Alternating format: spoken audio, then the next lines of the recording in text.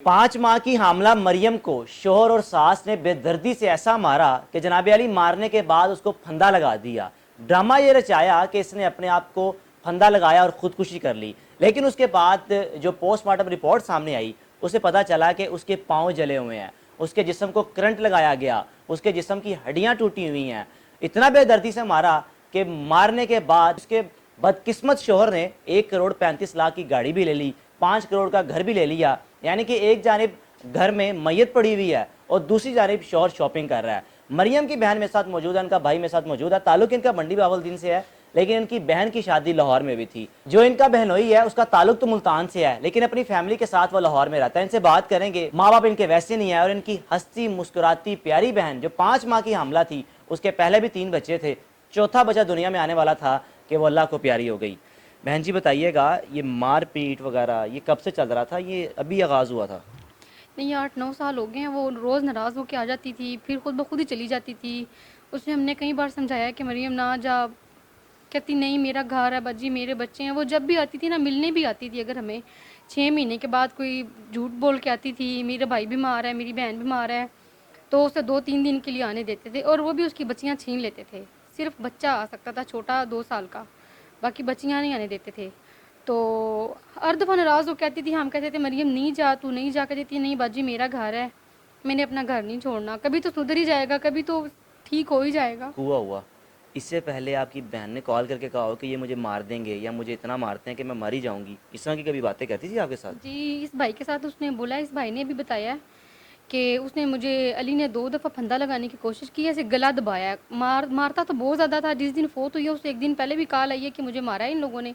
उसकी नंद किसी लड़के को मोबाइल दे रही थी 50,000 का, तो वो उसने मोबाइल जो सा उसका पकड़ा, उसने पकड़वा दिया कि अच्छा। उसकी कुंवारी बहन किसी लड़के को मोबाइल, कोई अकेडमी टीचर था लड़का, उसको मोबाइल दे रही थी फ़िज़ा।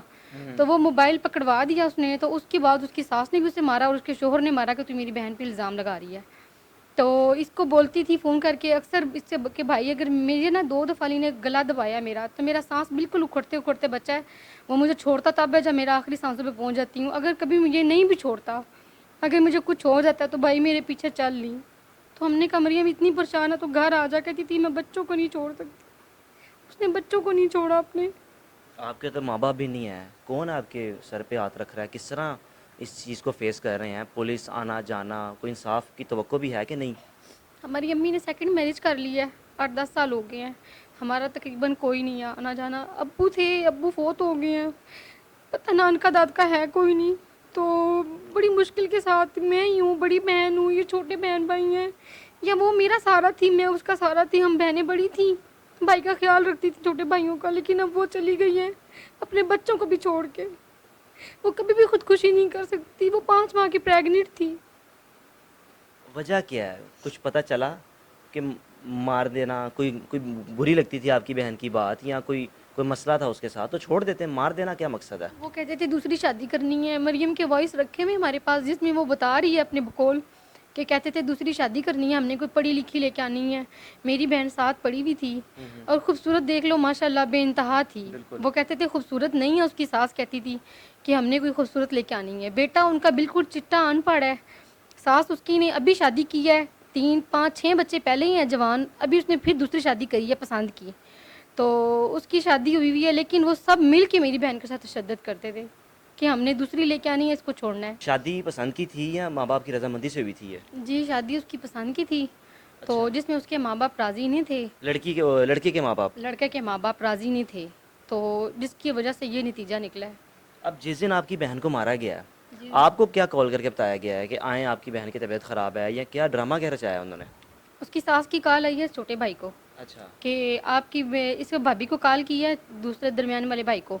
इससे वो भाभी ने फ़ोन उठाया इसका, तो कहने लगी कि भाई कहाँ पे है, अली रज़ा कहाँ पे है। इसने कहा कि वो नहार है, जो बात है मुझे बताएं। आंटी कह रही बस ठीक है, जो बोला है ना वो करो, जिससे बोला है ना उससे बात करवाओ। उसने जाके इससे बात करवा दी। कहने लगी तुम्हारी बहन ने बिजली अपने आप को लगा ली और उसकी डेथ हो गई है। तो हम सब परेशान हो गए, एकदम से रोना पीटना पड़ गया हमारे घर पे, ये क्या हो गया। फिर ये मेरे घर पे भागते हुए आए हैं, छोटे थे। फिर मैंने उसके हस्बैंड को कॉल, मेरे ताया अब्बू के बेटे ने बल्कि उसके हस्बैंड को कॉल की है। तो उसने बोला कि आप बहन ने ना पंखे के साथ लटक के ना अपने आप को खुदकुशी कर ली है।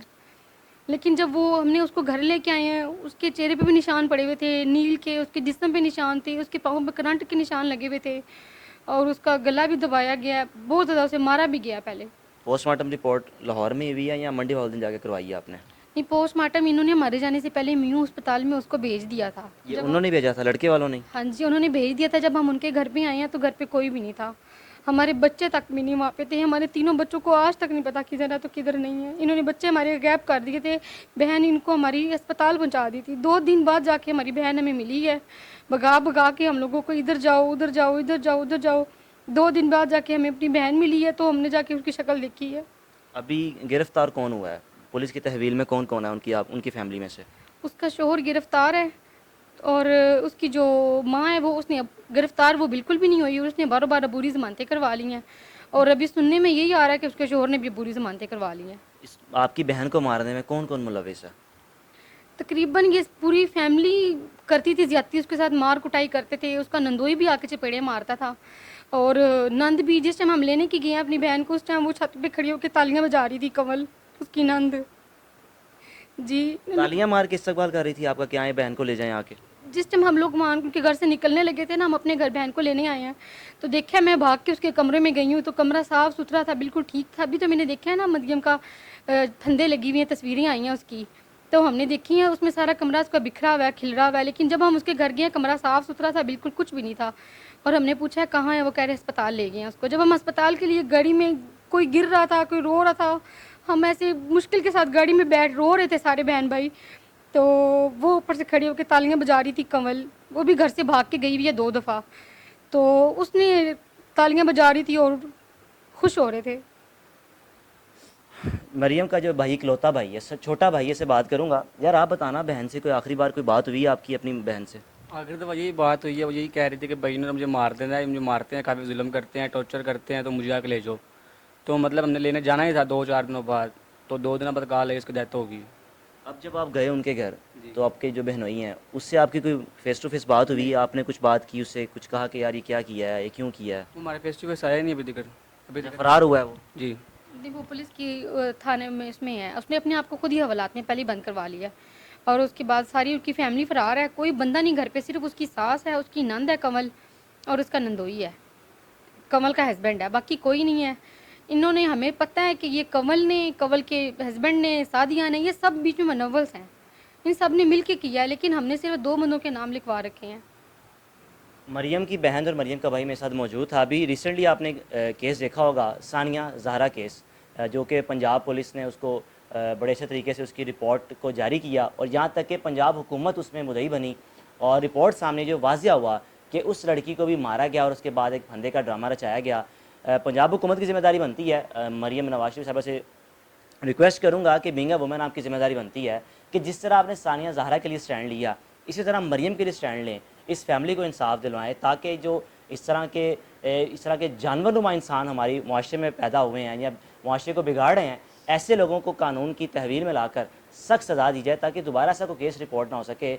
ऐसे लोगों को इबरत का निशान बनाया जाए ताकि इबरत हासिल कर सकें और कल को दोबारा किसी मरियम या सानिया दुनिया से ना जा सके। अपने मेज़बान को इजाज़त दीजिए। अल्लाह हाफ़िज़।